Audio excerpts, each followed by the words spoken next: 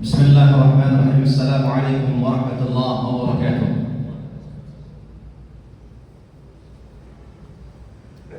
Allahu Akbar, Allahu Akbar,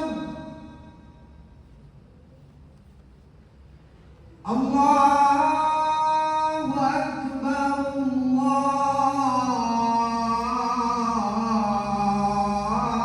Allahu Akbar. Asyhadu an la ilaha illallah.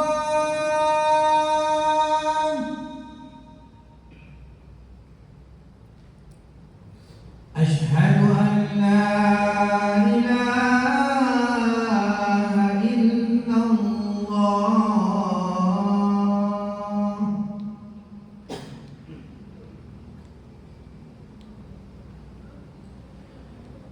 Asyhadu anna Muhammadar Rasulullah.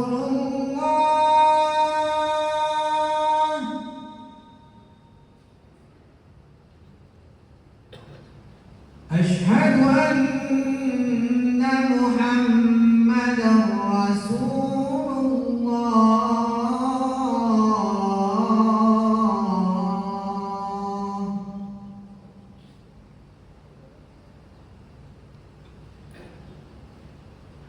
Hayya 'alas shalah.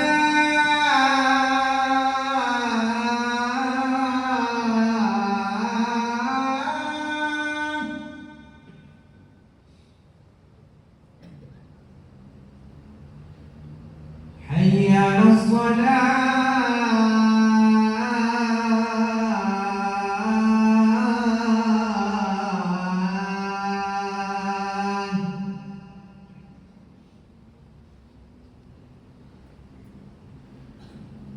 Hayya 'alal falah.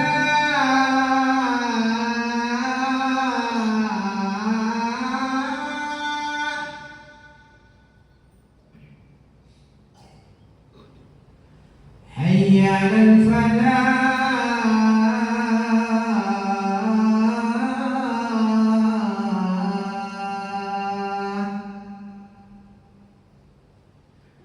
Allahu Akbar, Allahu Akbar.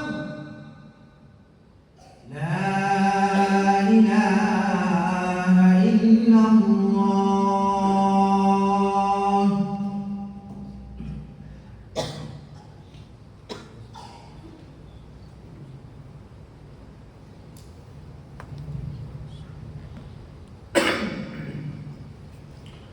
Innal hamdalillah nahmaduhu wa nasta'inuhu wa nastaghfiruh wa na'udzu billahi min shururi anfusina wa min sayyiati a'malina. Man yahdihillahu fala mudilla lahu wa man yudlilhu falan tajida lahu waliyyan murshida. Ashhadu an la ilaha illallah wahdahu la sharika lahu shahadatan tunji qailaha minan nar. وأشهد أن محمدًا عبده ورسوله بلغ الرسالة وأدى الأمانة ونصح الأمة وجاهد في الله حق جهاده. قال تعالى في القرآن الكريم: يا أيها الذين آمنوا اتقوا الله حق تقاته ولا تموتن إلا وأنتم مسلمون. وقال في آية أخرى: يا أيها الناس اتقوا ربكم الذي خلقكم من نفس واحدة وخلق منها زوجها وبث منهما رجالا كثيرا ونساء واتقوا الله الذي تساءلون به والأرحام إن الله كان عليكم رقيبا. وقال في آية أخرى: يا أيها الذين آمنوا اتقوا الله وقولوا قولا سديدا يصلح لكم أعمالكم ويغفر لكم ذنوبكم ومن يطع الله ورسوله فقد فاز فوزا عظيما. Muslimin, jamaah salat Jumat yang semoga diberkahi dan dirahmati oleh Allah Subhanahu wa taala. Melalui mimbar yang mulia ini, kembali khatib mengingatkan kepada kita semuanya tanpa terkecuali agar senantiasa meningkatkan kualitas iman dan takwa kepada Allah Subhanahu wa taala. Saudaraku yang dirahmati oleh Allah, tema khutbah kita pada kesempatan yang singkat ini adalah tentang mengapa kita tidak melakukan sholat? Mengapa seorang yang katanya muslim sering meninggalkan sholat, bahkan tidak pernah sholat? Saudara dirahmati oleh Allah Subhanahu wa Ta'ala, sesuatu yang cukup menyedihkan di kalangan kaum muslimin adalah banyaknya di antara kita yang mengaku beragama Islam, akan tetapi amalan yang paling penting dalam Islam setelah syahadat tentunya adalah salat, banyak di antara kaum muslimin meninggalkannya. Entah apa alasannya. Kaum muslimin, salat itu Allah Subhanahu wa Ta'ala perintahkan, wajibkan hanya paling 5 menit dalam sekali salat. Maka perhatikan saudara yang dirahmati oleh Allah Subhanahu wa Ta'ala, hadis Rasulullah sallallahu alaihi wasallam, inna awwala ma yuhasabu bihi al-'abdu yawm al-qiyamah min 'amalihi salatuh.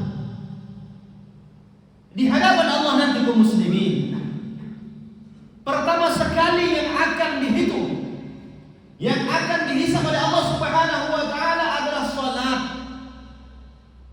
Berapa banyak kaum muslimin yang tertipu dengan amalan yang lain.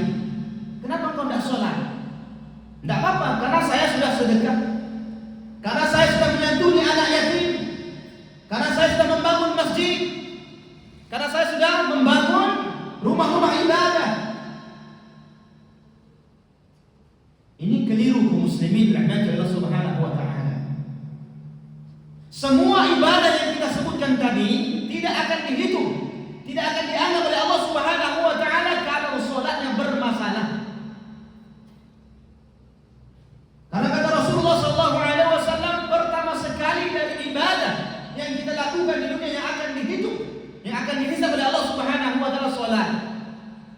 Kalau sholatnya lengkap 5 waktu dalam sehari semalam, maka barulah amalan yang lainnya akan dihitung. Bagaimana puasanya, bagaimana hajinya, bagaimana umrahnya, bagaimana sedekahnya, dan seterusnya. Saudara dirahmati Allah Subhanahu wa Ta'ala. Kemudian salat ini sesuatu yang tidak boleh diremehkan. Berapa banyak di antara kita mendambakan syafaat Rasulullah sallallahu alaihi wasallam? Banyak di antara kita apa? Semoga kelak kita mendapatkan syafaat Nabi sallallahu alaihi wasallam di akhirat, di hari kiamat dan seterusnya. Ketahuilah kaum muslimin, Rasulullah sallallahu alaihi wasallam tidak mungkin memberikan syafaat kepada seseorang yang beliau tidak kenal. Tidak kenal apakah itu umat beliau atau tidak. Maka seseorang yang tidak dikenal oleh Rasulullah sallallahu alaihi wasallam, apakah itu bagian dari umat beliau atau bukan, maka tidak akan diberikan syafaat.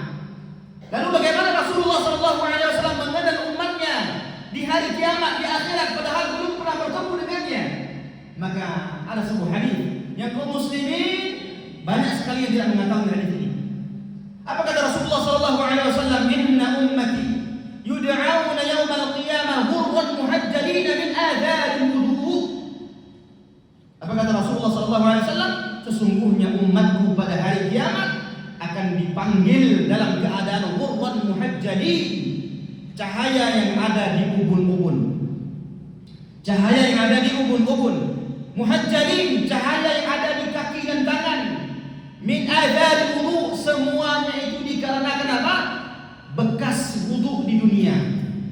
Rasulullah sallallahu alaihi wasallam mengenali kita bahwa kita umatnya dari bekas wudu di dunia.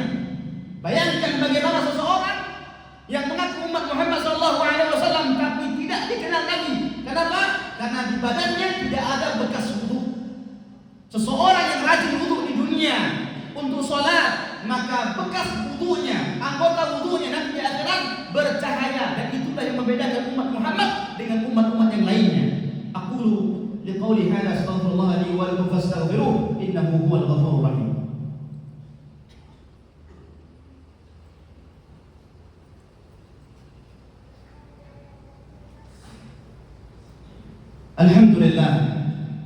Alhamdulillah rabbil alamin wassalatu wassalamu ala Rasulillah wa ala alihi wa sahbihi wa mawalah. Saudara yang dirahmati oleh Allah Subhanahu wa Ta'ala, Makanya seseorang ketika ingin, memang benar-benar ingin mendapatkan syafaat Rasulullah Sallallahu Alaihi Wasallam, maka berusahalah menjadi pribadi yang kelak dikenal oleh Nabi sebagai umatnya.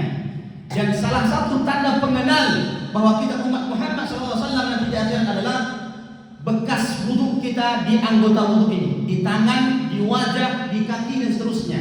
Maka dengan ini Rasulullah akan mengenal kita dan beliau akan memberikan syafaat kepada kita umatnya. Saudara dirahmati oleh Allah Subhanahu wa taala. Kemudian sebaliknya, seseorang yang tidak mengerjakan salat, tentu dia tidak berwudu. Maka perhatikan firman Allah Subhanahu wa taala di surah Al-Mudaththir. Kata Allah Subhanahu wa taala, "Ma salakakum fi saqar?" Penduduk neraka sakar akan ditanya, "Ma salakakum fi saqar?" Apa gerangan yang menyebabkan kalian dimasukkan ke dalam neraka sakar? Qalu, penduduk neraka sakar mengatakan, "Lam nakum minal musallin." Karena dulu di dunia kami adalah orang-orang yang tidak mengerjakan salat. Kami di dunia tidak mengerjakan salat. Walam nakun nut'imul miskin, dan kami tidak memperdulikan, tidak memberikan makan orang-orang miskin. Mereka sangat butuh dan kami mampu memberikan makanan, tapi kami cuek, tidak peduli. Kemudian kata Allah, "Wa kunna nakhudu ma'al khaidin," dan kami adalah orang-orang yang membicarakan kebatilan. Berapa banyak dari pribadi muslim di zaman sekarang keburukan ini ngumpul pada satu orang. Tidak salat, tidak peduli dengan kehidupan orang-orang miskin. Kemudian kalau nongkrong, ceritanya ada cerita keburukan dan ghibah. Setiap bercerita, berbicara, yang keluar adalah ucapan-ucapan kotor yang tidak layak keluar dari mulut seorang muslim. Saudara dirahmati Allah Subhanahu wa taala. Kemudian yang terakhir, dalam bab-bab fikih atau buku-buku fikih, para ulama menjelaskan bahwa seseorang yang meninggalkan salat karena dia mengingkari kewajiban salat, dia mengaku muslim, tapi dia mengingkari kewajiban salat, dia mengatakan salat tidak wajib, maka dia sepakat para ulama dia telah kufur, keluar dari Islam. Akan tetapi seseorang yang dia mengaku muslim, meninggalkan salat, tapi tetap meyakini salat itu wajib, maka di sini berbeda para ulama. Tapi mayoritas ulama mengatakan apa? Dia kufur. Logikanya kaum muslimin rahmatullahi subhanahu wa ta'ala sebagai penutup adalah 5 rukun Islam. Yang pertama syahadat, yang kedua salat, yang ketiga zakat, yang keempat puasa, yang kelima haji. Islam seseorang akan kuat bila kelima ini berdiri betul, kuat, ditegakkan. Perhatikan kaum muslimin, ini 5 tiang, 5 pondasi Islam. Dan anggaplah ini adalah Islam. Maka perhatikan bagaimana keislaman seseorang kalau dipegang dengan 5 rukun tadi, maka Islamnya akan kuat. Kemudian, apakah seorang muslim boleh meninggalkan haji? Boleh, kalau nggak mampu. Kemudian apakah dia boleh meninggalkan puasa kalau sakit, kalau dia safar, kalau perempuan dia haid, hamil, menyusui, nifas? Boleh. Boleh dia seseorang tidak haji kalau dia sakit atau tidak mampu, boleh dia tidak puasa kalau dia sakit dan seterusnya. Kemudian boleh nggak seorang muslim tidak zakat? Boleh kalau dia miskin. Maka tinggallah salat dan syahadat. Maka perhatikan, bolehkah seseorang yang mengaku muslim meninggalkan salat? Perhatikan, kalau dia lepas satu di antara 2, syahadat, murtad. Kalau dia tinggalkan salat, jatuh Islamnya. Begitu yang digambarkan oleh para ulama. Maka salat bukan sesuatu yang remeh untuk ditinggalkan. Bukan hanya menerangkan bagaimana seorang yang salat akan mendapatkan surga, meninggalkan salat akan mendapatkan neraka. Akan tetapi jauh lebih dari itu adalah keislaman seseorang yang meninggalkan salat diperdebatkan dalam bab kitab-kitab para ulama. Maka hendaknya kaum muslimin yang hadir di sini, tentu di sini mungkin ada seorang yang kepala rumah tangga. Perhatikan salat anak-anak kita, istri kita, perhatikan. Itu tanggung jawab kita. Kata Allah Subhanahu wa taala, Wahai orang-orang yang beriman, pelihara dirimu dan keluargamu dari api neraka. Jangan sepele terhadap anggota keluarga yang meninggalkan sholat. Sungguh itu akan menjadi tanggung jawab dari Allah Subhanahu wa Ta'ala. Kita ingatkan, dan ajak. Seorang bapak kalau ke masjid, ajak anaknya ke masjid. Ya, anak laki-laki ajak ke masjid. Ajarkan mereka rutin ke masjid. Semoga khutbah ini bermanfaat bagi kita semuanya. Ibadallah, inna Allah amarakum bi amrin 'azim.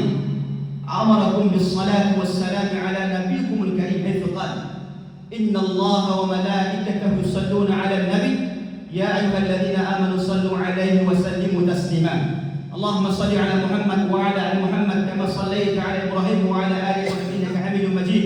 Wa barik 'ala Muhammad wa 'ala ali Muhammad kama barakta 'ala Ibrahim wa 'ala ali Ibrahim innaka Hamidum Majid. Allahumma ighfir lil muslimina wal muslimat wal mu'minina wal mu'minat al-ahya'i minhum wal amwat bi rahmatika ya arhamar rahimin. Allahumma 'alaika bil yahud. Allahumma 'alaika bil yahud. Allahumma 'alaika bil yahud wa 'ala a'wanihim al-mu'tadin alladhina qatalu ikhwanana al-muslimina fi Masjid al-Aqsa khasatan wa fi Palestin 'ammatan. Allahumma 'anzil 'alaihim. Allahumma 'anzil 'ala al-yahud. Allahumma 'anzil 'ala al-yahud ba'saka alladhi la yuraddu 'ala al-qawmi adh-dhalimin.